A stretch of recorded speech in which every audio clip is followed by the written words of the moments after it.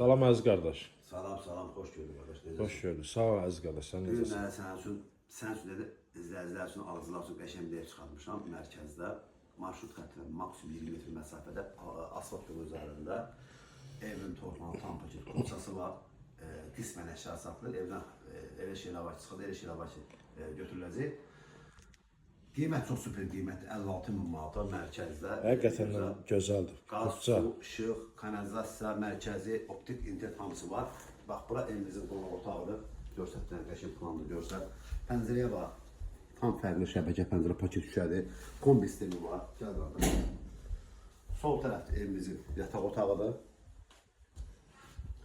Bax, hatırladım, bax, pəncərə. Çox ağızdan uzun istəyir. Bax, pəncərə birbaşa yola baxır. Hasar da rəvayətdir. Sonra bu zalın da pəncərəsi birbaşa öz həyətinə baxır. Kondisioneri var. Optik interneti var. Bura mətbəximizdir. Mətbəxin də pəncərəsi yəni öz həyətinə baxır. Yəni bir dənə burada qapalı pəncərə yoxdur. Həyətin sahəsini göstərir. Xudman həyətin sahəsi var. Santları boşalır. Geçdiyinə suz ola bilməz. İstəsəz duş kabinində qoya bilərsiniz. İndi sizə evimizin həyətin sahəsində mən tanış edib. Qapısını aça bilmədik. Pultlandı. Açamadım onu, əlim qılırdı. Şey qırıldı, müstəqəmlandı. 2-3 dənə qapı satılır burada. O da ki, hərəsi, belə deyək də, ən yaxşı qapının altı 300 manat. Yəni 1000 manatlıq xərci var. Həyətən satılır, bax, bu forma, kombisidir, su çənədir, gidrafordur, hamısı da var.